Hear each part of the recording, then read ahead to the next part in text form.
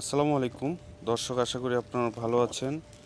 তো এখন আমরা আমাদের গ্রিন হাউসের ভিতরে নতুন একটা ভ্যারাইটি যোগ করতেছি, সেটা হচ্ছে আঙ্গুর। তো আমরা আঙ্গুরের গাছ রোপণ করব এক পাশে পরীক্ষামূলকভাবে। তো এখানে 3টা জাতের আঙ্গুর নেওয়া হয়েছে। তো এই আঙ্গুরগুলো আসলে কেমন হয় এটা দেখার জন্য, যদি ভালো হয় তাহলে আমরা এখানে আঙ্গুরের চারাটাও সরবরাহ করব।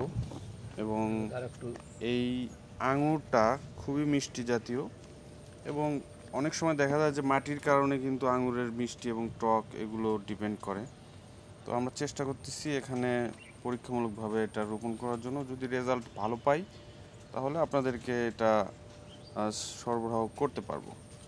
তো অনেকেই কিন্তু আঙুরের গাছ দেখেনি এবং আঙুরের চারা দেখেনি, তো তাদেরকে দেখাচ্ছি যে আঙুরের গাছগুলো আসলে দেখতে কেমন। এটা একটা লতা জাতীয় ফসল।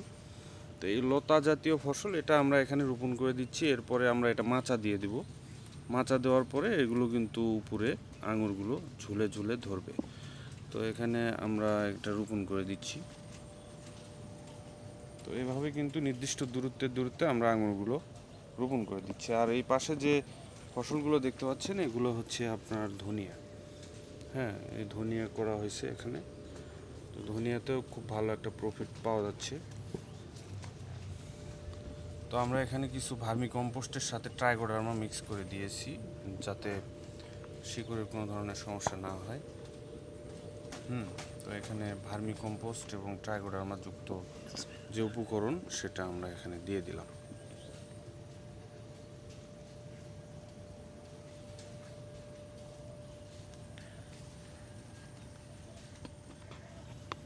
তো এইভাবে আমরা রোপণ করে দিচ্ছি, এবং একটা খুঁটি দিয়ে দেওয়া হবে এখানে, যেহেতু এটা লতা জাতীয় ফসল, যাতে এটা মাচা করে দেওয়া লাগবে এটাতে।